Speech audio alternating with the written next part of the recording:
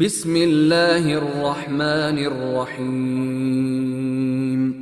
युसब्बिहु लिल्लाहि मा फिस समावाति व मा फिल अर्दिल मलिकिल कुद्दूसिल अज़ीज़िल हकीम। हुवल्लज़ी बअस फिल उम्मिय्यीन रसूलन मिनहुम यत्लू अलैहिम आयातिही व युज़क्कीहिम।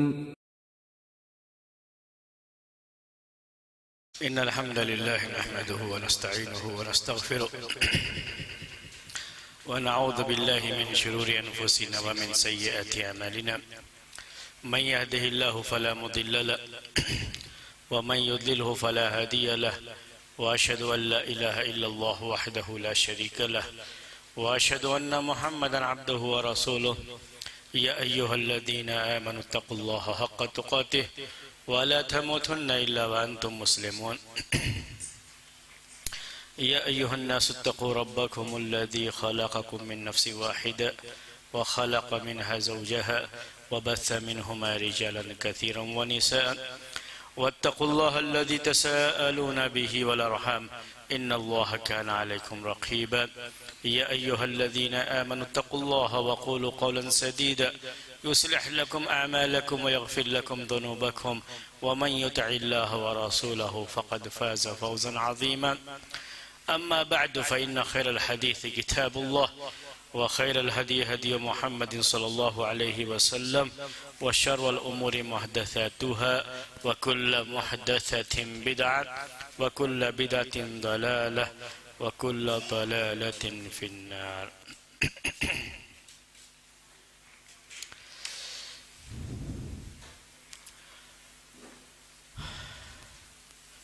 फ़िक़्हुल मीरास में यानी किसी शख्स के इंतकाल के बाद उसका जो तरीक़ा है उससे क्या हुकूक मुताल्लिक़ होते हैं और उसके बाद तरीक़े की तक़सीम के लिए क्या शुरूत हैं और इस सिलसिले में कुछ बातें आपके सामने पिछले दर्स में लाई गई थी। उसकी शर्तें क्या क्या हैं और उसके अरकान क्या हैं। बस बहुत जल्दी में मैं आपसे मालूम करते हुए आगे बढ़ूंगा कि अरकान क्या हमने पढ़े थे। अरकानुल इर्स के नाम से, अरकानुल इर्स, मीरास के जो अरकान हैं वो क्या है।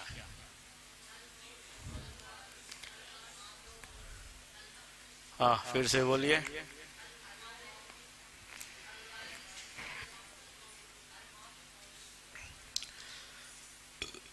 अल मुअर्रिस,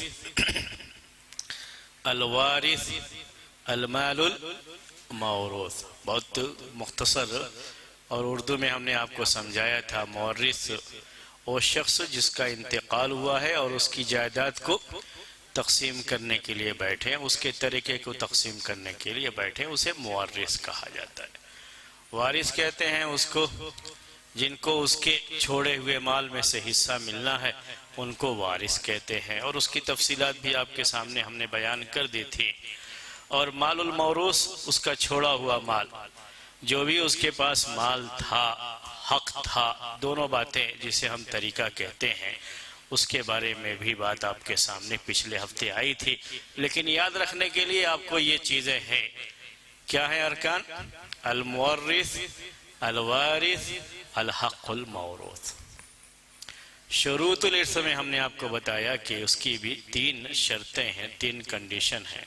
लेकिन उर्दू में जो कंडीशन कहते हैं वो ज़रा अलग, या इंग्लिश में जो कंडीशन कहते हैं थोड़ा अलग। अरबी में जो शर्त जिसके लिए यहाँ उसको इस्तेमाल किया जाता है उसकी थोड़ी वजाहत मैंने की थी आपको पिछले हफ्ते। वो 3 शर्तें क्या थी? मौत का यकीन, हाँ, और उसकी क्या सूरतें हैं? वो सूरतें मैंने आपको बताई थी। जो मरने वाला है उसकी मौत का यकीन। दूसरा ये है वारिस का उस वक्त जिंदा होना, इसके लिए जो है उसकी वो शर्त है, कंडीशन है, वो भी यकीन होना चाहिए कि ये वारिस उस वक्त जिंदा था जो। और तीसरा उसका तरीका, यानी जिसका तरीका हम तकसीम कर रहे हैं, जो मुवर्रिस है वो किस हैसियत से उससे वो वारिस बनता है, जहत इर्स क्या है उसकी, किस हैसियत से वो वारिस बनेगा, उसका भी इल्म होना ज़रूरी है। ये शर्त है जो है। अभी आपके सामने दो मौजू होंगे, आज का ये दर्स होगा। वो दो मौजू हैं हमारे सामने। एक है अस्बाबुल इर्स,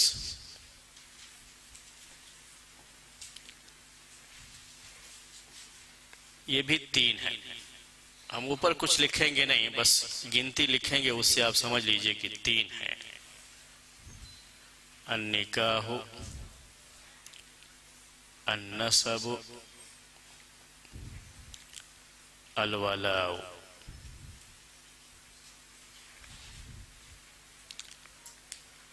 यही हैं जो मुत्तफक अलैह कहलाते हैं।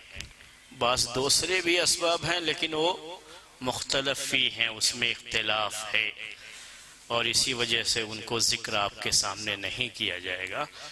यही आपको सिर्फ याद रखना है।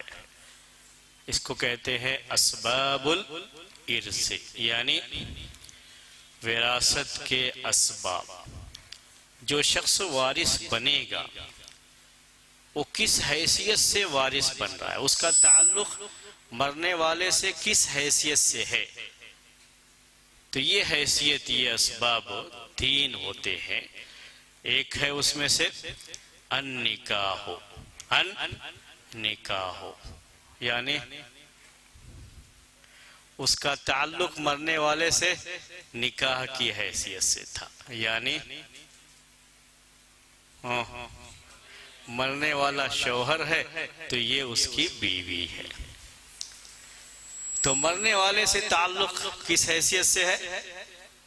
निकाह की हैसियत से। ये सबब है निकाह जो उसको मरने वाले का वारिस बना रहा है।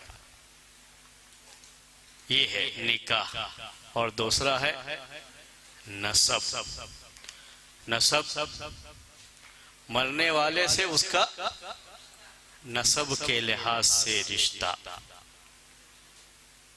और ये जिसे हम खूनी रिश्ता कहते हैं, इस खूनी रिश्ते से भी वो उसका वारिस बनता है।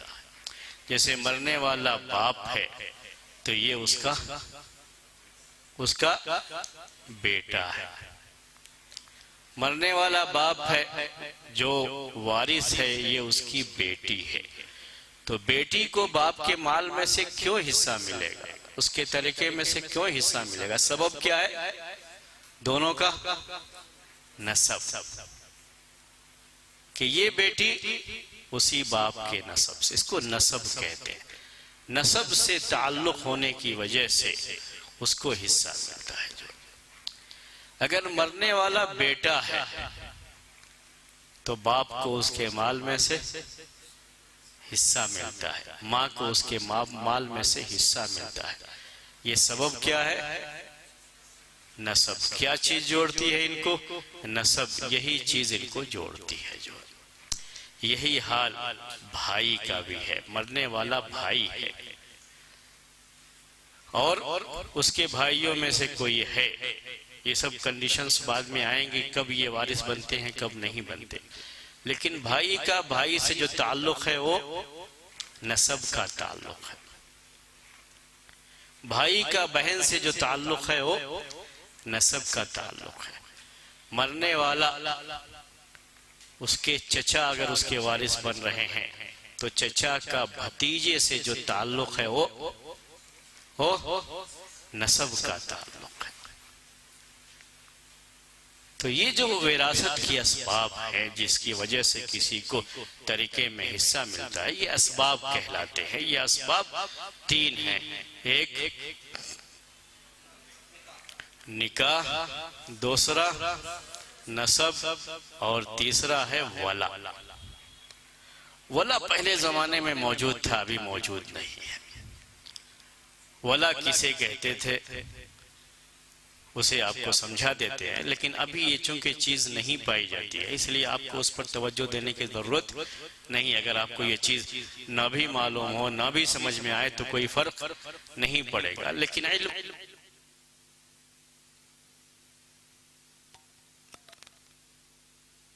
वाला कहते थे, पहले गुलामों का सिस्टम जो था उसके लिहाज से कि वाला ये गुलाम और लौंडी जो होते थे, अगर कोई शख्स उनको खरीद करके आजाद कर दे तो आजाद करने वाले को मोतिक कहा जाता था। मोतिक यानी आजाद करने वाला। मर्द है तो मोतिक कहलाएगा, अगर औरत है तो उसको मोतिका कहते हैं। जैसे आप जानते हैं मुज़क्कर और मुअन्नस का फर्क अरबी ज़बान के लिहाज से, तो आजाद करने वाली औरत। तो चाहे ये मर्द हो चाहे औरत हो, जिसने उस गुलाम या लौंडी को आजाद किया है, अगर ये गुलाम और लौंडी आगे चल करके आजाद होने के बाद पैसा कमाता है, उसकी जमीन जायदाद होती है, तरीका बनता है, उसका इंतकाल हो जाता है और उसका अपना कोई नहीं है, यानी नसब के लिहाज से भी कोई नहीं है, निकाह के लिहाज से कोई है नहीं उसका अपना। निकाह का उतना मसला नहीं आता, नसब का ज्यादा आता। कोई है ही नहीं नसब के लिहाज से उसका, न बाप दादा है, न बेटा बेटी वगैरह है, जिसे आप कह सकते हैं कि बाप दादा भी नहीं, औलाद भी नहीं, औलाद की औलाद भी नहीं, उसके अपने बहन भाई भी नहीं, चचा वगैरह भी नहीं, चचाजाद भाई भी नहीं, ये लोग वारिसीन में होते हैं। कोई भी नहीं है नसब के लिहाज से, जो लोग वारिस बनते हैं उसमें से कोई भी नहीं है। तो ऐसे वक्त में जिसने उसको आजाद किया था वही उसके माल का वारिस बन जाता। तो यहाँ जो सबब है वो क्या है? उस गुलाम को आजाद करना, इसको अरबी में वला कहते हैं, और उस गुलाम को उसके लिए मौला कहा जाता था। मौला उस गुलाम को भी और आजाद करने वाले को भी, दोनों के लिए मौला आला और मौला असफल कहते थे। अरबी जबान के अल्फाज हैं, मैंने समझाने के लिए आपको बताया, और इससे भी तरीके में हिस्सा मिलता था। लेकिन जब नसब के लिहाज से कोई नहीं रहेगा तभी मिलेगा इसमें।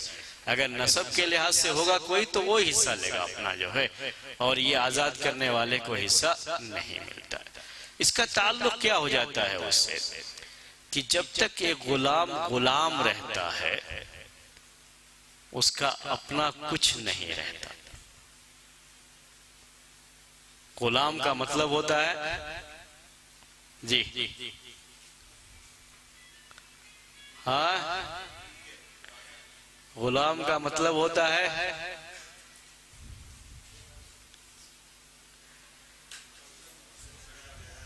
हाँ, जिसको खरीदना जरूरी नहीं है। गुलाम में खरीदना जरूरी नहीं होता था, बगैर खरीदे भी गुलाम हो सकता है कोई।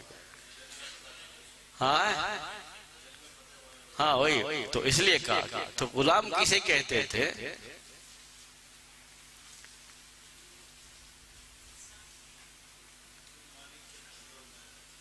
हाँ, मालिक के कंट्रोल में। तो ये जो दुकानों पे काम करने वाले होते हैं, कंपनियों में काम करने वाले होते हैं, वो भी मालिक के कंट्रोल में होते हैं। इसीलिए मैं कहना चाह रहा था कि क्या इनको भी गुलाम कहेंगे? इनको भी गुलाम समझते हैं जो है। हाँ, मैंने कहा खरीदना जरूरी नहीं है। हाँ, अहम चीज उसमें ये कि गुलाम ये ममलूक होता था। गुलाम ममलूक होता था। ममलूक का मतलब ये है कि उसका मालिक जो है उसको ऐसे ही अपनी मिल्कियत, यानी सिर्फ समझने का नहीं है, अपने मालिक की मिल्कियत में ऐसे ही होता था। जैसे मालिक की मिल्कियत में घर है, मालिक की मिल्कियत में घर के पूरे सामान हैं, सोने चांदी हैं, वैसे ही ये एक जीता जागता इंसान भी उसकी मिल्कियत होता था। हाँ, उसकी वो मिल्कियत हो जाता था। इसीलिए वो खुद कभी उसका कुछ माल हो ही नहीं सकता। अगर उसको उसका मालिक कमाने के लिए भेजता है और जाकर के कमाता भी है तो सब की सब उसके मालिक का होता है, उसका कुछ नहीं होता। तो जब तक वो ममलूक होगा, यानी दूसरे की मिल्कियत है, वो खुद किसी चीज का मालिक नहीं बन सकता। उसको कोई भी चीज आप देंगे तो ये चीज फौरन किसको चली जाएगी? मालिक को जाएगी, वो उसकी मिल्कियत नहीं होती। इसीलिए कहते वो खुद ममलूक होता है, यानी दूसरे की मिल्कियत में होता है और किसी चीज का मालिक नहीं बन सकता। उसको किसी चीज का मालिक बनाने वाला दुनिया में जाहिरी सबब के लिहाज से कौन था?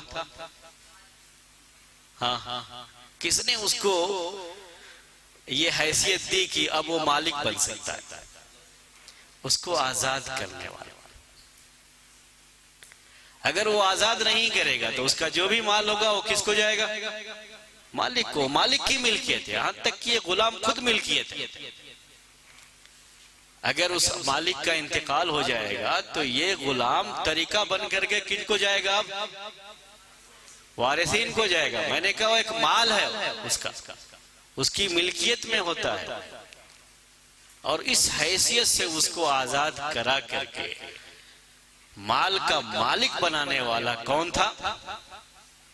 उसको आजाद करने वाला। आजाद होने के बाद अब उसको ये हैसियत हासिल हुई है कि वो किसी चीज का मालिक बन सकता है। तो शरीयत ने ये चीज रखी है कि जिसने उसको आजाद कराया और इस काबिल बनाया कि अब वो किसी चीज का मालिक बन सकता है, उसको भी विरासत में हिस्सा दिया गया। लेकिन तरतीब यही है, हमने आपसे कहा जब नसब के लिहाज से कोई वारिस नहीं रहेंगे तभी होगा ये जो, तभी उसको मिलेगा, वरना नहीं मिलेगा। ये तीन समझ में आ गया, निकाह, नसब और वला। वला हमने कहा अब ये चीज नहीं है, अब वो गुलामों का दौर नहीं है। नौकरी का दौर जरूर है लेकिन गुलामों का दौर नहीं। नौकर अभी नौकर ये गुलाम नहीं होता। किसी जगह काम करने वाला, उजरत पर काम करने वाला, वो उसका ममलूक नहीं होता, उसकी मिल्कियत नहीं होता। इसीलिए अगर वो गुलामों जैसा सलूक करे तो फौरन ही इस्तीफा नाक पर फेंक कर भागते हैं कि तुम्हारी नौकरी तुमको मुबारक हो। हम अपनी इज्जत को इस नौकरी के लिए दांव पर नहीं लगा सकते। तो ये वो चीज नहीं है, ये नौकरी है, मुलाजमत है, ये मिल्कियत वाली बात नहीं होती इसके अंदर। तो वो मिल्कियत वाला, ममलूकियत वाला वो जमाना जो है खत्म हो गया। अल्लाह का फज़्ल करम है कि इंसान अभी जो अपनी माँ के पेट से आजाद पैदा होते हैं तो आजाद रहते भी हैं, आजाद बाकी भी रहते हैं। ये बड़ी अजीब चीज थी इंसानों के लिए और इंसानी करामत और इज्जत के लिए। इस्लाम ने बड़ी कोशिश किया कि किसी तरह से गुलामी का ये दौर खत्म हो जाए और इतने कफ़ारे और मुख्तलिफ चीज़ों में गर्दन आज़ाद करो, गर्दन आज़ाद करो, और इतनी उस पर जो है तवज्जो दिलाई कि लोग गुलामों को आज़ाद करें, गुलामों को आज़ाद करें, कि होते होते गुलामी का ये दौर ख़त्म हो गया अल्लाह के फज़्ल व करम से। तो अभी वो दौर नहीं है, इसलिए उसमें ज्यादा परेशान होने की जरूरत नहीं। अगर किसी को न भी समझ में आए तो उसमें परेशान ना हो। हम पहले दो की ज्यादा शरह करेंगे आपके सामने। अब पहले की तरफ आते हैं, निकाह। विरासत की असबाब में से एक सबब क्या है? निकाह। मरने वाले से जो वारिस बन रहा है, जो कनेक्शन बनता है, आपस का जो ताल्लुक है, वो ताल्लुक निकाह का है और उसी वजह से उसको तरीके में हिस्सा मिलना चाहिए। निकाह का ताल्लुक है। इस ताल्लुक से सिर्फ एक ही फरीक वारिस बनता है शरीयत के अंदर। कौन? हाँ,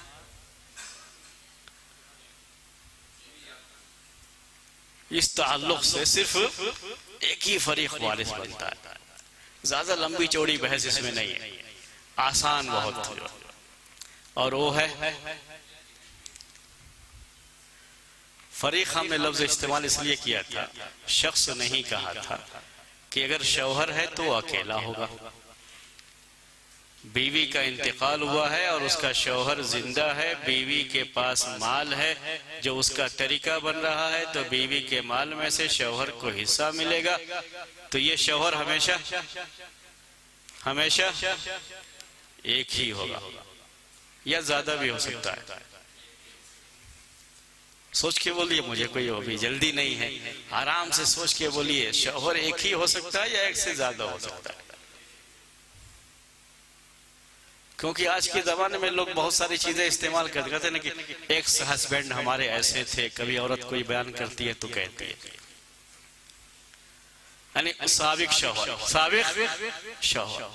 तो ये साबिक शौहर और लाहिक शौहर मिलाएंगे तो बहुत सारे हो जाएंगे ना। यानी पहले शादी हुई, शौहर था, तलाक दे दिए या इन्होंने खुला ले लिया, फिर दूसरी शादी हुई, इस तरह से 3-4 शौहरों के बाद अब उनका इंतकाल हो गया और सब की सब जिंदा है। तो एक से ज्यादा हो सकते हैं शौहर? हाँ, नहीं हो सकते? हाँ हाँ हाँ, मुख्तलिफ औकात में मुख्तलिफ शौहर है। हम भी वही कह रहे हैं ना, एक था पहले, उसके बाद अभी वो एक्स हो गया है और अब ये एक प्रेजेंट है। हाँ,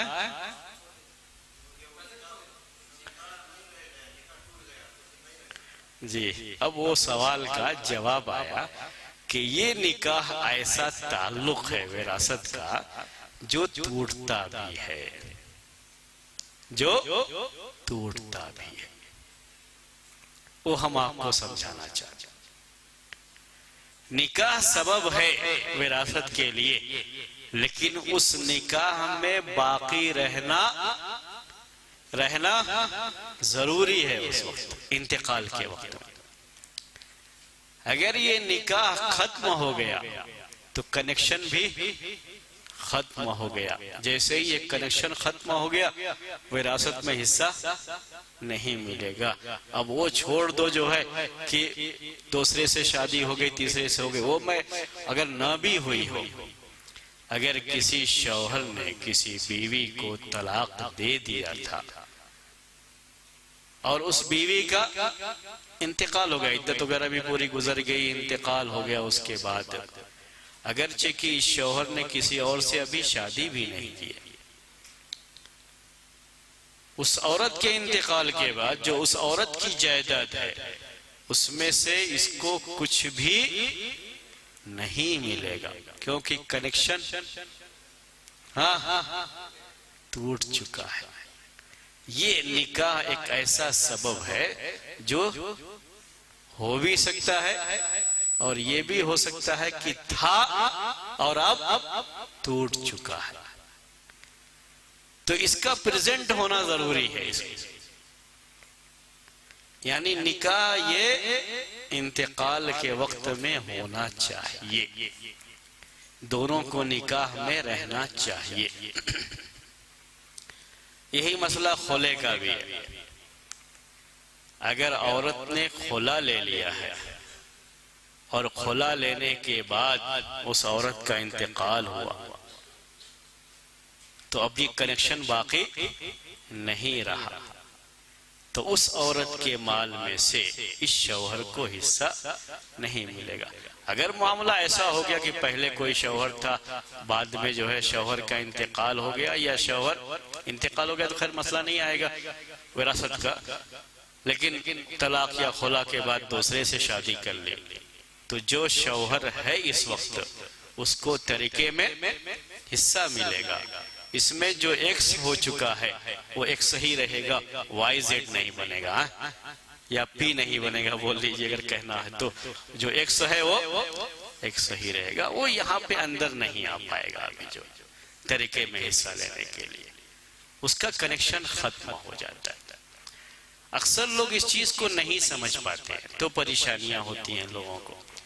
अभी हम लोग उर्दू में इस तरह का लफ्ज इस्तेमाल करते रहते हैं कि साबिक शौहर, एक्स हस्बैंड, वो हस्बैंड था, खत्म हो गया, इसमें साबिक लायक नहीं चलता, था नहीं है, खत्म। अब वो था तो उसकी वजह से कोई उसको बेनिफिट नहीं होने वाला, न पर्दे के लिहाज से न किसी और चीज के लिहाज से। याद रखना इसको। ये निकाह का बंधन ऐसा होता है कि उसकी वजह से नहीं, चलो ये पहले से चूंकि हमारे घर में आते जाते थे, अभी होता यही है ना कि घर में आते जाते थे पहले से, चूंकि दामाद थे, तो चलो सास की जहां तक बात है तो सास का मामला तो वाज़ेह है कि सास ये महरम में से और वो महरम रहेगी, लेकिन बकिया लोगों से रिश्ता पूरा खत्म हो चुका होता है, कोई रिश्ता बाकी नहीं रहता है। निकाह खत्म तो रिश्ता भी, जो रिश्ते निकाह से थे वो खत्म हो जाते हैं। नसब के और निकाह के रिश्ते में यही फर्क है कि निकाह, ये ताल्लुक, ये बंधन, ये सबब खत्म भी हो सकता है, नसब वाला कभी खत्म नहीं होता है, वो बाकी रहता है। तो हम आपको समझाना चाह रहे थे। बकिया ये जो पर्दे के मसाइल हैं, दूसरी चीजों के मसाइल हैं, वो तो दूसरे मौके के लिए है, लेकिन यहाँ मीरास के मसले में ये ध्यान में रखिए कि निकाह सबब है, लेकिन ये सबब मौत के वक्त में रहना चाहिए, ये कटना नहीं चाहिए। कटने की शक्ल में बाज मर्तबा भी उसमें भी वारिस बना देते हैं, वो आगे अभी कहेंगे आपको, लेकिन पहले ये ध्यान में रहे कि रिश्ता मौत के वक्त में था, दोनों का रिश्ता बाकी था मौत के वक्त में। आगे हम बढ़ाते हैं इसको। अगर शौहर का इंतकाल हुआ है तो हमने कहा निकाह में सिर्फ एक ही फरीक वारिस होता है, तो शौहर के इंतकाल पर बीवियां वारिस बनेंगी। फरीक अरबी में कहते हैं एक ही है, फरीक ये ग्रुप हो गया, शख्स होना जरूरी नहीं, शख्स ज्यादा भी हो सकता है। तो बीवियों का मामला यह है कि अगर उसके पास एक से ज्यादा बीवियां थी तो ये सारी बीवियां वारिस बनेगी। अगर एक ही बीवी है तो वही वारिस बनेगी, एक से ज्यादा भी है तो सब की सब वारिस बनेगी उसकी जो। तो शौहर और बीवी यही दोनों वारिस बनते हैं, किसमें? निकाह में। निकाह से और रिश्ते होते हैं इसके अलावा, शौहर बीवी के अलावा? निकाह से जो रिश्ते बनते हैं और कौन से हो सकते हैं? सास ससुर जी, साली, हाँ, साले, और बोलिए, और इतना काफी है। हाँ, ये सारे के सारे रिश्ते होते हैं जो निकाह से बनते हैं, लेकिन ये सारे रिश्ते विरासत में जगह नहीं पाते, विरासत में उनका कोई ताल्लुक नहीं होता है। सिर्फ एक ही रिश्ता होता है निकाह में, वो रिश्ता है हाँ शौहर और बीवी का, और इसी रिश्ते से विरासत में हिस्सा मिलता है, तरीके में हिस्सा मिलता है, विरासत में जगह मिलती है, यही बस एक है। अब उसकी और थोड़ी तफसील बयान करते हैं। अगर शौहर अपने आखिरी दिनों में बीवी से कुछ नाराज चल रहा था तो उसने ये सोचा कि ये औरत मेरे माल में से हिस्सा क्यों पाए। अब उसको लग रहा है कि मेरी वफात हो जाएगी तो सारा माल किसको जाए? मेरी औलाद को जाए, इसको क्यों जाए? नाराजगी थी तो नहीं चाहता कि उसको हिस्सा मिले, तो उसने अपनी बीमारी में उसको तलाक दे दिया। और तलाक देने का मकसद ये था, मकसद ध्यान में रखिएगा, मकसद ये था कि उसको तरीके से महरूम कर दे, तरीके में उसको हिस्सा न मिले, इसी मकसद से तलाक दिया। वरना ये तकरीबन अंदाजा हो जाने के बाद कि अब मेरी जिंदगी ज्यादा नहीं है, बस चल चलाव का वक्त है, और ऐसे वक्त में अपनी बीवी को तलाक दे रहा है और सिर्फ इस मकसद के लिए तलाक दे रहा है, तो क्या ऐसे मौके पर तलाक हो जाने के बाद निकाह का ये बंधन बाकी नहीं रहा, तो क्या वो औरत उसकी मीरास में हिस्सा नहीं पाएगी, उसके तरीके में हिस्सा नहीं पाएगी?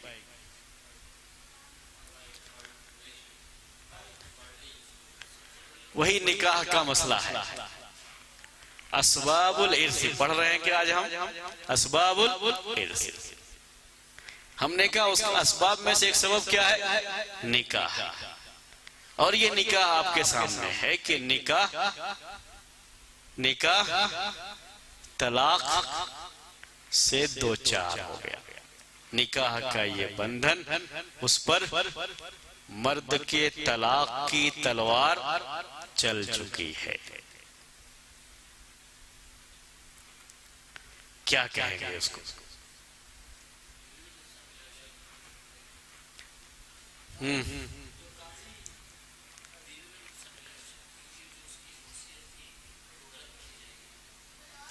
वसीयत तलाक दिया उसने, तलाक दे दिया, और तलाक बिल्कुल मानी गई। यानी ऐसा नहीं है कि वो तलाक भी कभी वैलिड और इनवैलिड होती है ना, तो तलाक भी वैलिड है पूरे तरीके से अगर कहें हम तो। हाँ, सिर्फ नियत उसकी ये थी कि उसको महरूम करने के लिए उसने तलाक दिया।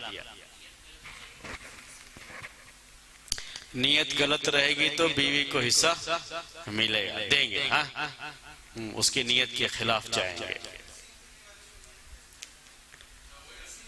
तकसीम करने वाले को नियत का पता कैसे चलेगा? इसलिए कि नियत तो दिल के इरादे को कहते हैं। अब उसका दिल चीर करके देखा तो नहीं है कि अंदर उसके दिल में क्या था। ये सवाल भी सही है। जी हाँ, इसीलिए आपने कहा, और उन्होंने एतराज भी कर दिया। हालांकि मैंने ही कहा इनको मेरे ऊपर एतराज करना चाहिए था, आपके ऊपर नहीं करना चाहिए था। जी, मालूम हो गया दोनों की जो अनबन थी, खटपट पसंद नहीं कर रहा था, और बिल्कुल अंदाजा हो गया कि ये सिर्फ इसलिए तलाक दे रहा है ताकि इसको विरासत में हिस्सा ना मिले। कभी अपनी जबान से कह भी देता है और कभी जबान से कहता नहीं है, लेकिन अमल बताता है। कहते हैं कि ये जबान दिल की तर्जमान होती है। जो दिल में चीजें होती हैं वो जबान से बाहर भी आ जाती है। ठीक है, दिल का इरादा हमको नहीं मालूम होगा। अगर वो आदमी इतना पक्का है अपने इसमें कि कभी कोई चीज जाहिर ही होने नहीं दिया, तो जाहिर सी बात है कि हम बेचारे तो दिलों का हाल नहीं जानते हैं। उस वक्त तो मसला यही आएगा कि हमको पता नहीं है कि उसने तलाक क्यों दिया। लेकिन जब हालात बता रहे हों कि इसने सिर्फ तरीके से महरूम करने के लिए तलाक दिया, इस वक्त तलाक की और कोई वजह नहीं। जाहिर है, कभी होता है कि जाहिर नहीं है। जैसे आदमी कुछ इख्तिलाफ हुआ और इख्तिलाफ होकर के तलाक दिया। अब जा रहा था घर से बाहर, गुस्से में गाड़ी चलाते हुए एक्सीडेंट कर लिया। आदमी गुस्से में रहता है तो एक्सीडेंट भी कर लेता है। तो अभी तो उसका मरने का कोई इरादा नहीं था, लेकिन मौत मुकद्दर थी और उसी एक्सीडेंट में मर गया। यहां तो आप कहेंगे कि उसका कोई इरादा नहीं था महरूम करने का। वाज़ेह है कि नहीं? यहां कोई इरादा नहीं उसका महरूम करने का। ये तो बिल्कुल वाज़ेह हो गई बात। और मैंने इसीलिए कहा था कि ऐसी बीमारी में जिसके बारे में उसे ये है कि अब मैं अच्छा नहीं होऊंगा और चल चलाव का वक्त है उसका, और उसमें तलाक देता है और मकसद सिर्फ महरूम करने का है। जैसे डॉक्टर ने कहा कि अब आपकी जिंदगी चंद दिनों की है, चंद दिनों के आप मेहमान हैं, कैंसर आपका आखिरी स्टेज में पहुंच गया है, मुश्किल से 1-2 हफ्ता आप जिंदा रहेंगे, तो जल्दी से बीवी को तलाक दे दिया। दुनिया का सबसे अच्छा काम, हाँ क्या कहेंगे इसको, अच्छा कहेंगे? हाँ जी, ये गलत नीयत। अभी क्यों तलाक देगा बीवी को इस वक्त? बिल्कुल गलत है ये चीज जो है। उस वक्त भी आदमी तलाक देने जाए, जाहिर सी बात है इसके अलावा और कोई चीज नहीं हो सकती कि आदमी उसको महरूम करना चाह रहा है। बात समझ में आ गई आपको? तो ये चीज मालूम हो जाती है। हमने आपसे कहा कि हालात से अंदाजा हो जाता है कि तलाक का मकसद सिर्फ तरीके से महरूम करना है या क्या है, अंदाजा हो जाएगा। अगर अंदाजा हो गया है कि मकसद यही है तलाक देने का,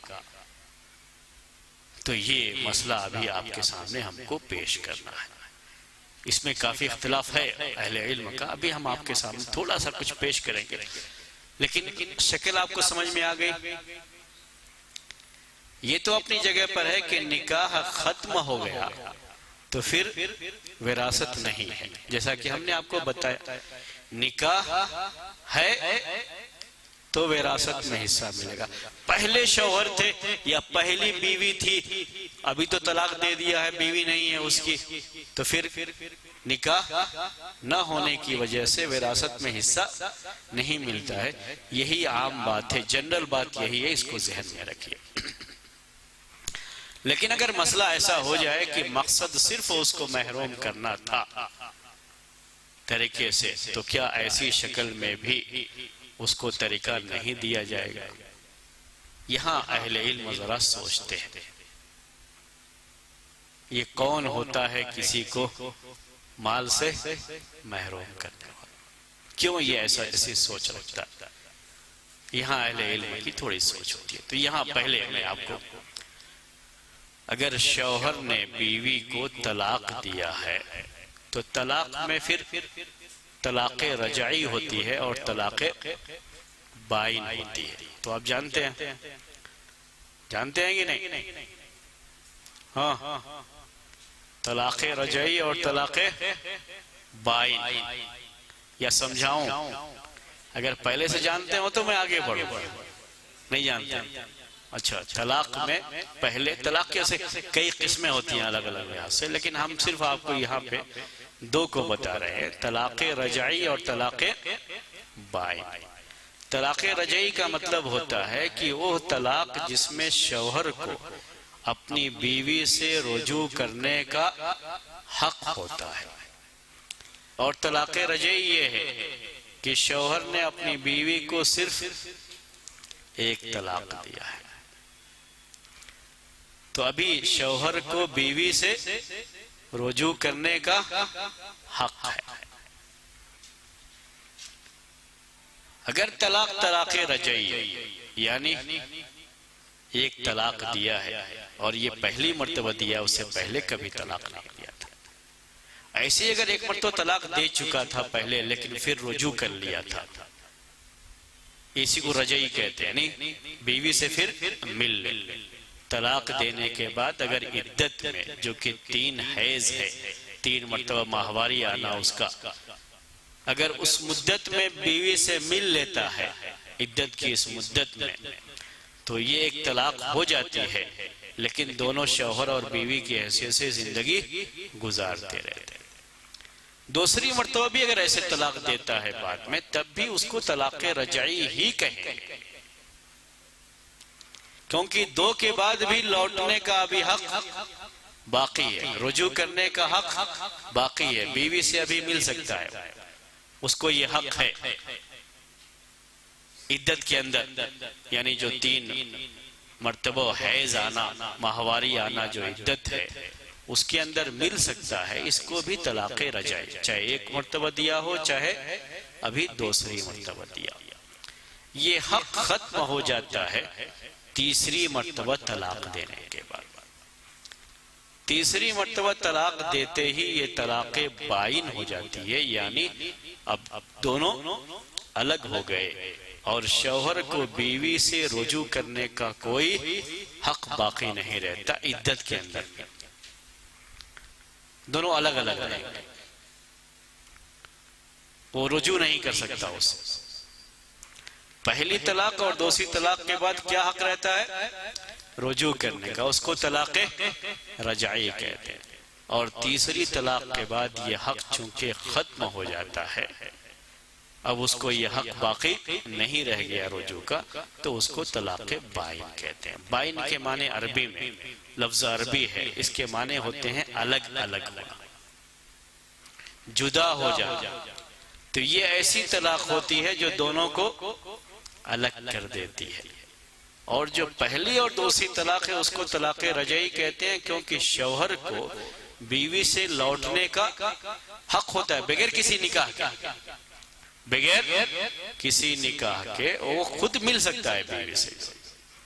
और तलाक़ रजाई में बीवी उसके घर ही रहती है, उसके साथ ही रहती है, उसके बिस्तर ही पर रहती है, जब चाहे उससे रुजू कर सकता है, दोनों बिल्कुल साथ में रहते हैं। अब इतनी मैंने तफसील बयान कर दी, इससे आपको एक चीज समझ में आई होगी, वो बताइए क्या? हाँ, देखें दिमाग वहां तक पहुंच गया कि नहीं, बस उतना ही। कभी कभी इम्तिहान लेता रहता हूं ना, आपके दिमाग को तेज करना ये भी तो इस दर्स का एक मकसद है।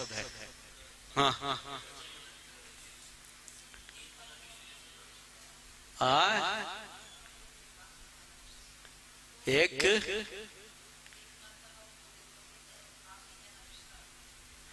इसका मतलब क्या निकला पूरी तफसील के बाद कि तलाक़ रजाई के बाद अभी निकाह का रिश्ता बाकी रहता है।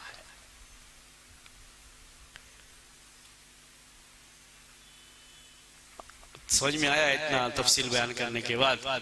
हाँ, तलाक़ रजाई के बाद यानी एक तलाक दिया है, मैंने आपसे कहा उसी घर में रहेगी, उसी शौहर के साथ रहेगी, उसी बिस्तर पे रहेगी, बिस्तर से भी भागेगी नहीं।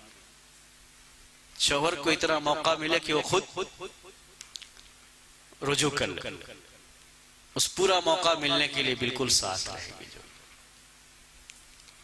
अब ये बिल्कुल साथ रहना, जाहिर सी बात है कि रिश्ता कुछ न कुछ तो जुड़ा हुआ है। तो तलाक़ रजाई में निकाह का ये रिश्ता मुकम्मल नहीं कटता है। इस तफसील के बाद ये समझ में आ गई बात? हाँ, मुकम्मल नहीं कटता है, रहता है, ताल्लुक बाकी रहता है। और इसीलिए अहले इल्म इस बात के कायल है कि अगर ये तलाक़ रजाई है तो अगर शौहर का इंतकाल हो गया है तो बीवी को उसके माल में से हिस्सा मिलेगा कि अभी निकाह का ये ताल्लुक बाकी है। तफसील क्यों मैंने बयान की थी, अब समझ में आ गया कि अभी असल क्या है? निकाह। असबाब में से एक सबब क्या है? निकाह। तो निकाह का ये सबब बाकी माना जाएगा कौन सी तलाक में?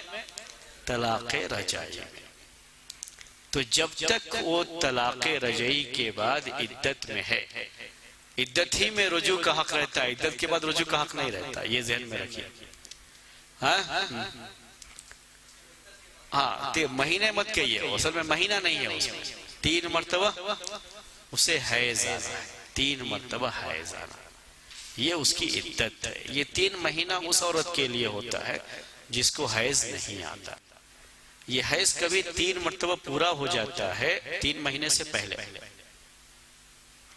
इसीलिए ये गलत है जो कहते रहते हैं कि 3 महीना की इद्दत गुजार लेने के बाद, नहीं, ये ऐसा लोग कहते रहते हैं, हम इसमें लोग बोलते रहते हैं, हमारे उलमा भी ये जिक्र करते रहते हैं। तो वो दिक्कत मालूम होनी चाहिए। शरई मसाइल में ये दिक्कत होती है, ये बारीकी होती है। 3 महीना कहेंगे तो कभी क्या होता है 3 महीने से पहले ही इद्दत गुजर चुकी है और रुजू करने गया तो गुनाहगार हो जाएगा, क्योंकि अब निकाह बाकी नहीं है। आया समझ में ये? हाँ, कि मिसाल देके समझा दूं? हाँ, नहीं आया समझ में? औरत अपनी माहवारी के आखिरी दिनों में थी, अपनी माहवारी के आखिरी दिनों में थी, उसके बाद तोहर आया। तो तलाक देने का सही तरीका यह होता है कि जब औरत माहवारी में होती है तलाक नहीं दी जाती है। तलाक कब देंगे? जब वो पाक रहती है। ये भी जरूरी हो जाता है, ये सब ख्याल करना है तलाक में। तलाक हमने इससे पहले वाले खुतबे में बयान किया था मस्जिद अबू बकर में, कि तलाक कोई ऐसा मसला नहीं है इस्लाम का कि जब जहां चाहा फायर कर दिया, वैसा नहीं होता है मसला। ये जो है, ये जैसा सोचते हैं लोग और उसकी वजह से इतना मसला उठाए हुए हैं अभी जो है।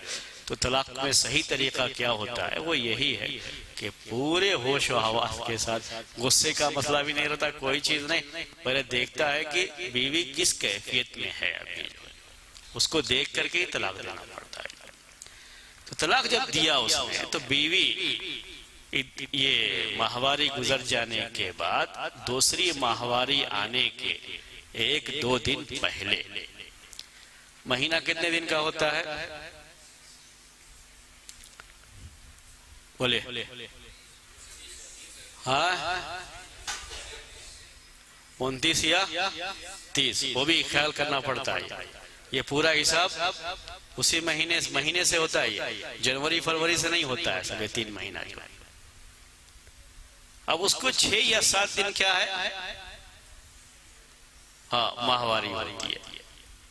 अलग अलग औरतों की अलग अलग आदत होती है, उनका अपना मामला है, वो हर औरत अपने बारे में जानती है।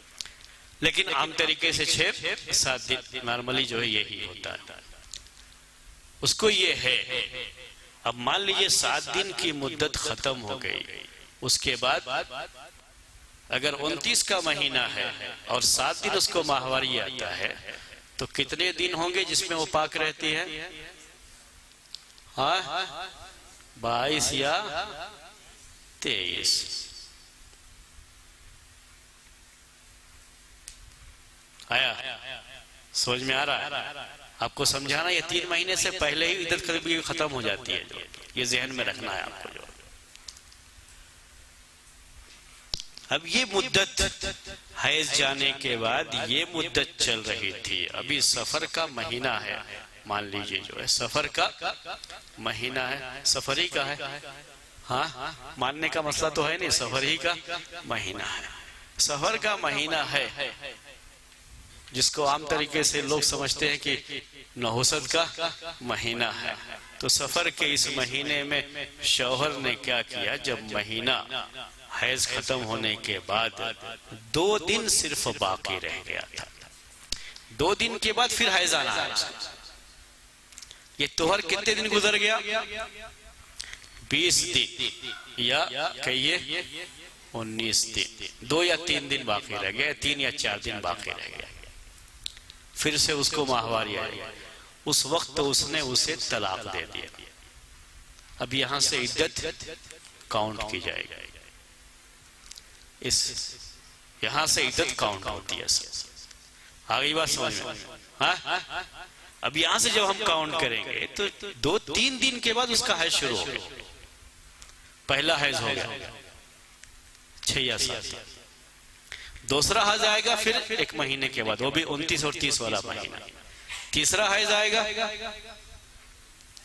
हाँ, 1 महीने के बाद। 2 महीना 10 दिन के अंदर, वो भी अरबी महीने के लिहाज से, ये औरत इद्दत अपनी खत्म कर चुकी होगी। और हम क्या समझ रहे हैं? 3 महीना। अब वो सोच कर कहीं उसके लिए रुजू करने चला गया, इसके बाद तो क्या हो जाएगा? हराम में जाएगा। तो ये चीज किस पे है? हैज पे है, ये महीने पे नहीं है। महीने का एतबार उस औरत के लिए होता है जिस औरत को हैज नहीं आता है। औरत अपनी मुद्दत को अगर पहुंच गई है, उम्र ज्यादा हो गई है, 40 से ऊपर होने के बाद आम तरीके से सिलसिला खत्म हो जाता है। अगर उस उम्र को पहुंच गई है और उसको अगर तलाक होती है, चूंकि उसको हैज नहीं आता है, तो अब हैज से आप शुमार नहीं कर सकते इसको, तो किसका एतबार है? महीने का एतबार। अभी तो आ गया समझ में ये इंशाअल्लाह। हाँ, कि हम लफ्ज क्या इस्तेमाल करेंगे? 3 मर्तबा हैज आना, ये उसकी इद्दत है। हम ये नहीं कहेंगे कि 3 महीना। 3 महीना ये सिर्फ उस औरत के लिए है जिसको हैज नहीं आता, माहवारी जो है उसकी जो है खत्म हो चुकी है। अब फिर से आइए, तो अभी हमने आपसे कहा कि जब तक औरत तलाक़ रजाई के बाद इद्दत में होती है, शौहर को रुजू करने का हक होता है, तब तक निकाह का हिस्सा बाकी रहता है। इसलिए उसको विरासत में तो हिस्सा मिलना चाहिए या नहीं मिलना चाहिए? मिलना चाहिए, विरासत में हिस्सा मिलना चाहिए, और विरासत में हिस्सा उसको मिलेगा। कब मिलेगा? जब वो इद्दत में थी, और तलाक भी कौन सी है? ये तलाक़ रजाई है, और वो औरत इद्दत में थी।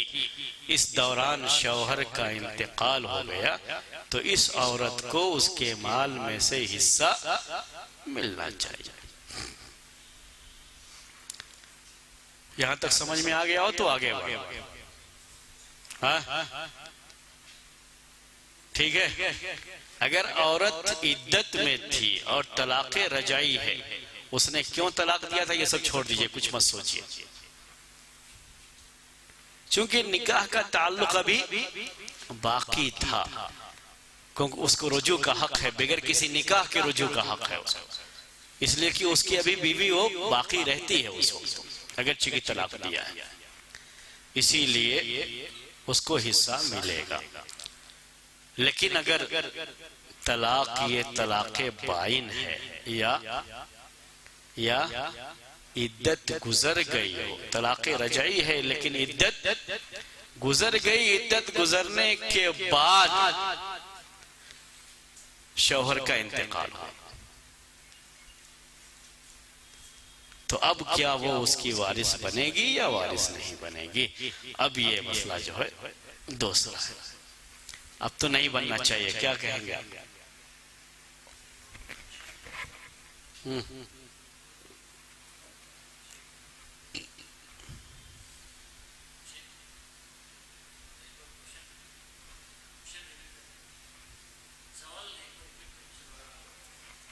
सवाल फिर से।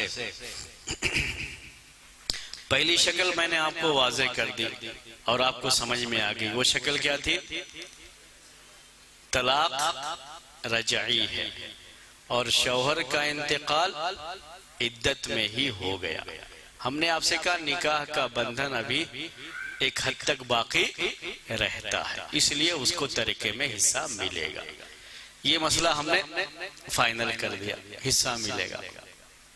अब क्या है? दूसरी शक्ल ये कि तलाक या तो बाइन थी, यानी तीसरी तलाक थी, अब रुजू का हक ही नहीं उसको। अब इद्दत ही में शौहर का इंतकाल हो जाए तब भी मसला है। या तलाक रजाई थी लेकिन इद्दत खत्म हो गई थी, इद्दत खत्म हो जाने के बाद रुजू का हक बाकी नहीं रहता, अब दोबारा निकाह कर सकता है वो, लेकिन बगैर निकाह के रुजू नहीं कर सकता। इसका मतलब कि निकाह खत्म हो गया, निकाह की उसको जरूरत पड़ेगी। तो इद्दत गुजर जाने के बाद निकाह, अब ये सिलसिला, ये जो सबब था, ये क्या हो गया है? खत्म हो गया है। हाँ, अब उसको हिस्सा मिलेगा या नहीं मिलेगा? अब तो बिल्कुल ही आप कह सकते हैं कि हिस्सा नहीं मिलेगा। यही देखा जाता है कि उसने क्यों तलाक दिया था। अगर सिर्फ महरूम करने के लिए तलाक दिया था तो हनाबिला के यहाँ फिक़े हम्बली के लिहाज से उस औरत को तरीके में से हिस्सा देंगे जब तक उसकी दूसरी शादी नहीं हो जाती, यानी यानी इसका मतलब ये हुआ कि इद्दत गुजर जाने के बाद भी अगर शौहर का इंतकाल होता है तो उसको हिस्सा देंगे, तरीका देंगे उसको। सिर्फ एक ही शक्ल में नहीं देंगे कि इद्दत गुजर जाने के बाद उसकी दूसरी शादी हो गई और उसके बाद इसका इंतकाल हो, तो अब उसको हिस्सा नहीं देंगे, क्योंकि अब एक वक्त में दो आदमी की बीवी कैसे? वैसे भी वो बीवी पहले की नहीं रही, तलाक देने के बाद, इद्दत गुजर जाने के बाद अब बीवी बाकी नहीं रहती। लेकिन फिक़्ह हम्बली के लिहाज से चूंकि इस शख्स ने महरूम करने के लिए ऐसा किया था, तो उसके इरादे के बरखिलाफ उसको हिस्सा दिया जाएगा। सिर्फ एक ही शक्ल में हिस्सा नहीं देंगे, जब उसकी शादी किसी और से हो चुकी हो इस दौरान। अगर शादी नहीं हुई है, बेचारी ऐसी ही है, बगैर शादी के है, तो वैसे ही उसको जरूरत तो काफी रहेगी। तो फिक़्ह हम्बली के लिहाज से उसको दिया जाएगा हिस्सा। यहां थोड़ा इख्तिलाफ है, हमने आपसे कहा, उसी इख्तिलाफ को बयान कर। दूसरा कौल इसमें यह है कि बिल्कुल हिस्सा नहीं देंगे, चाहे उसकी शादी हुई हो चाहे ना हुई हो, बिल्कुल हिस्सा नहीं देंगे उसको। क्यों नहीं देंगे? निकाह सबब है और निकाह क्या हो चुका है? खत्म हो चुका, इसलिए अब उसको कोई हक नहीं बनता। अब क्यों तलाक दिया था, वो तलाक देने वाले का मसला, लेकिन चूंकि रिश्ता बाकी नहीं रहा, निकाह का ये बंधन बाकी नहीं रहा, और तलाक हो जाने के बाद, इद्दत गुजर जाने के बाद कोई शक्ल बाकी नहीं रह गई है निकाह का, अदना सा रिश्ता भी अब उसका बाकी नहीं रह गया, ताल्लुक बाकी नहीं रह गया, तो अब उसको हिस्सा नहीं मिलेगा। ये दूसरा कौल। तीसरा ये है कि नहीं, उसके इरादे के बरखिलाफ उस औरत को हिस्सा दिलवाएंगे, अगरचे कि उसकी दूसरी शादी हो गई हो तब भी दिलवाएंगे।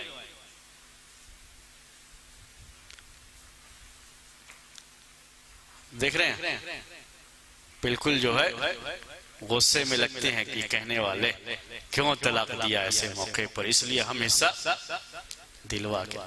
वो महरूम करना चाहता है और हम दिलवा के रहेंगे, ना हम दिलवाने वाले हैं ना कोई महरूम करने वाला है। या थोड़ी ज्यादती आपको महसूस हो रही होगी। दूसरा, उसका निकाह हो चुका हो तब भी दिलवाएंगे कहते हैं,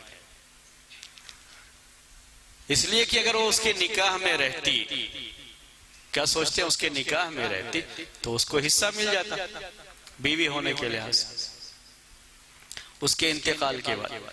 अब इंतकाल के बाद हिस्सा मिलने के बाद किसी से शादी हो गई तो दूसरा शौहर भी मिला और पहले शौहर का हिस्सा भी मिला, और इसने खामखा तलाक दे करके बच्ची उस जो औरत को महरूम करना चाहा है। कहते हैं उसके इरादे के बरखिलाफ हम उसको हिस्सा दिलवा के रहेंगे।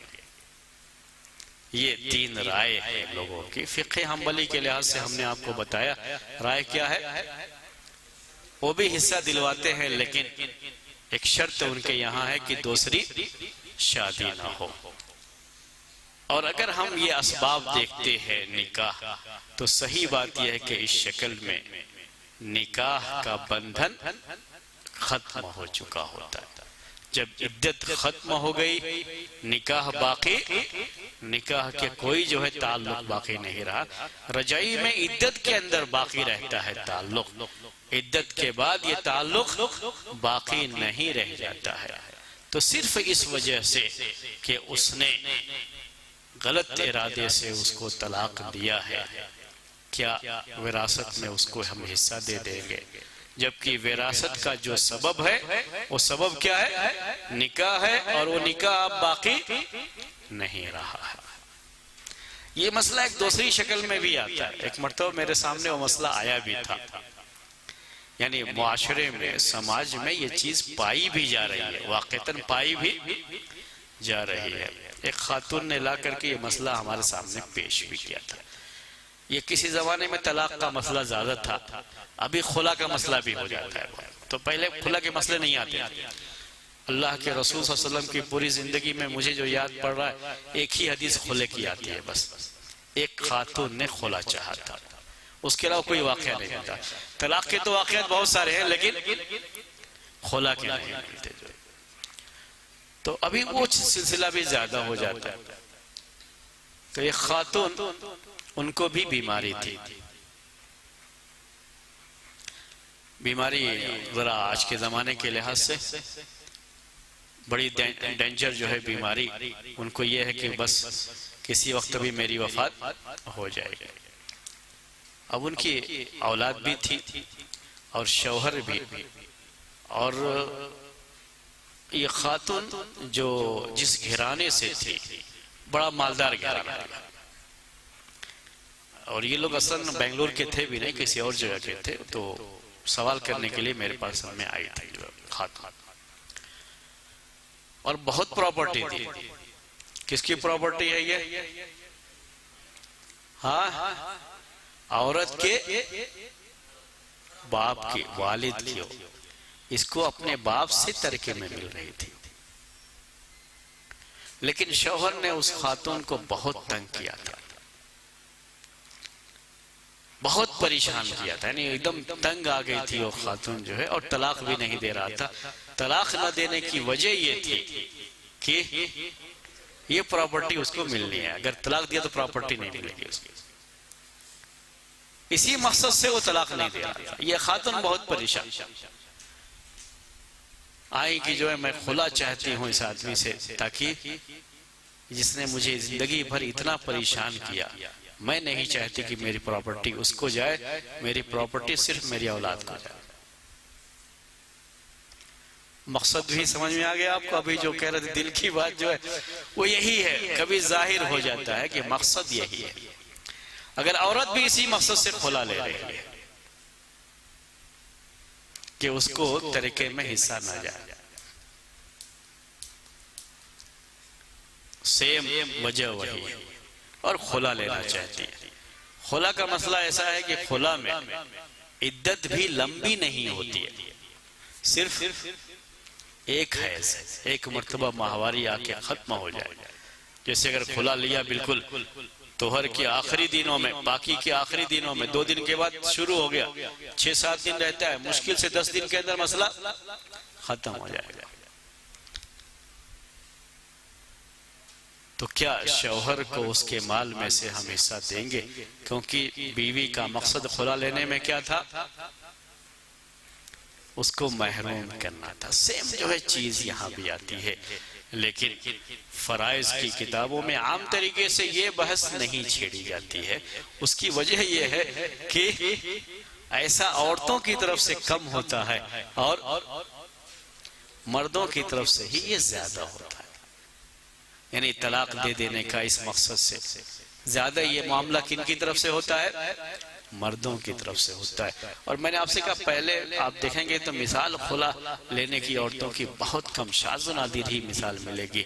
अब आज के जमाने में खुला की भी वाक़यात बहुत ज्यादा हो गए, वरना पहले नहीं होते थे ये जो, इसीलिए उसका जिक्र आम तरीके से नहीं करते हैं लोग जो। तो ये निकाह की बात थी, मैंने सिर्फ पहला सबब ही आपके सामने पेश किया और उसी में हमारा दर्स खत्म हो गया है। असबाबे इर्स, ऊपर क्या लिखा हुआ है? असबाबुल इर्सी, यानी विरासत में हिस्सा पाने के असबाब क्या है किसी के। तो पहला सबब निकाह हमने जिक्र किया, उसी की वजाहत की, तो वक्त भी पूरा हो गया और बाकी रह गया नसब। वला भी मैंने आपको समझा दिया और कहा कि आज के ज़माने में नहीं है, इसलिए वो न भी जाने न भी समझें तो कोई हरज की बात नहीं है। दूसरा नसब का है, उसकी तरफ इंशाअल्लाह बाद में आएंगे। अगर कोई सवाल हो तो सवाल कर ले सकते हैं।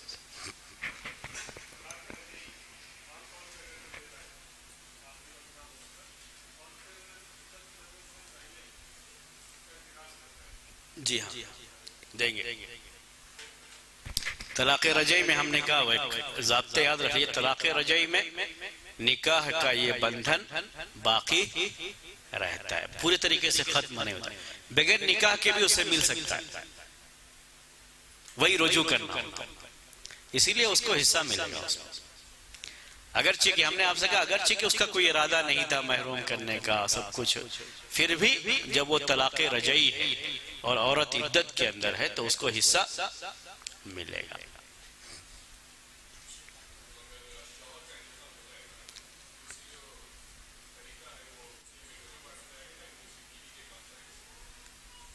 बीवी का अपना हिस्सा है, सिर्फ यही है मसला। ये सब चीजें हैं, लोग बहुत ज्यादा गलतियां हैं तरीके के मामले में, यानी एक तो नहीं बहुत ज्यादा गलतियां। बहुत से लोग ये समझते हैं कि शौहर का इंतकाल हो गया तो अभी सब कुछ उसकी बीवी का, या बीवी का इंतकाल हो गया सब कुछ किसका है, शौहर का। शौहर जैसे चाहता है उसको डील करता है, क्योंकि बकिया बच्चे तो उसके बच्चे हैं, मरने वाली के भी बच्चे हैं और इसके भी बच्चे हैं। वो क्या कहेंगे, वो चुपचाप बैठे रहेंगे। सारा डील कौन करता है, ये शौहर करने लगता है, जबकि शौहर का एक हिस्सा है, बकिया उसकी औलाद को जाएगा, औलाद को मिलता है, और औलाद को सबसे ज्यादा मिलता है तरीके में हिस्सा, जो उसका हक बनता है। जी हाँ, नहीं नहीं नहीं, ज्यादा मिलता है, औलाद सबसे मजबूत है, शौहर को कम मिलता है, आएगा वो भी। किसको कितना हिस्सा मिलेगा इंशाल्लाह वो तो आएगा, अभी फिलहाल उसके चक्कर में मत पड़िए। वही तो पढ़ना है हमको यहाँ पे, वही पढ़ने के लिए बैठे हैं ना, किसको कितना हिस्सा मिलेगा तो इंशाल्लाह आएगा वो जो।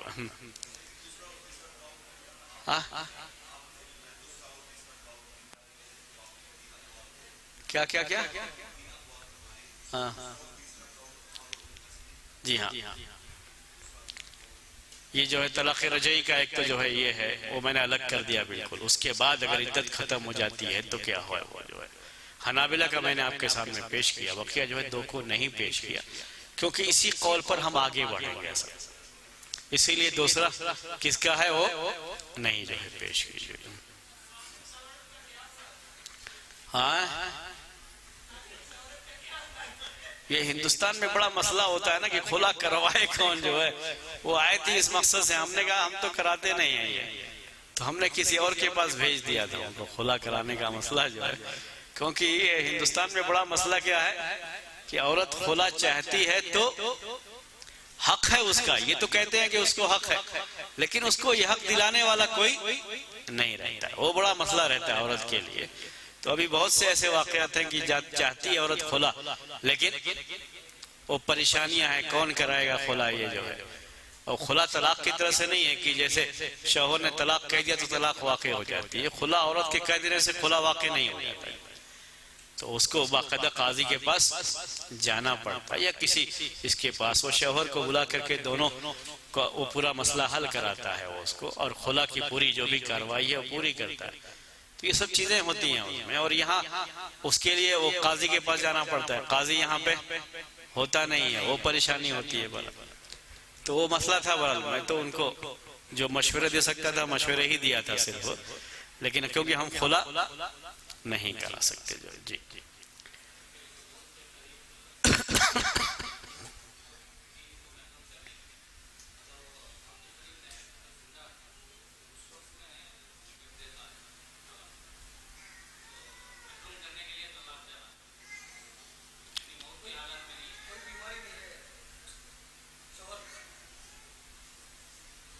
तो महरूम करने के लिए कौन तलाक देगा, हो सकता है वो महरूम हो जाए, भाई का पहले इंतकाल हो जाए, हो कैसे महरूम, वो महरूम करने का नहीं ना होता उसमें, वो सवाल ही नहीं आता ना। यानी महरूम करने का कब होता है, जब उसको ये मालूम है कि मैं मरने वाला हूं, वरना तो खुद अपने को भी महरूम कर सकता है ना। उसने तलाक दे दिया, उसके बाद बीवी का इंतकाल हो गया और ये जिंदा है, तो अब उसको उसमें से हिस्सा नहीं मिलेगा क्योंकि अब शौहर नहीं रहा।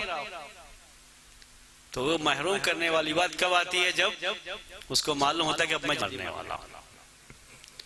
सुभानक अल्लाहुम्मा बिहम्दिक अशहदु अल्ला इलाहा इल्ला अंत।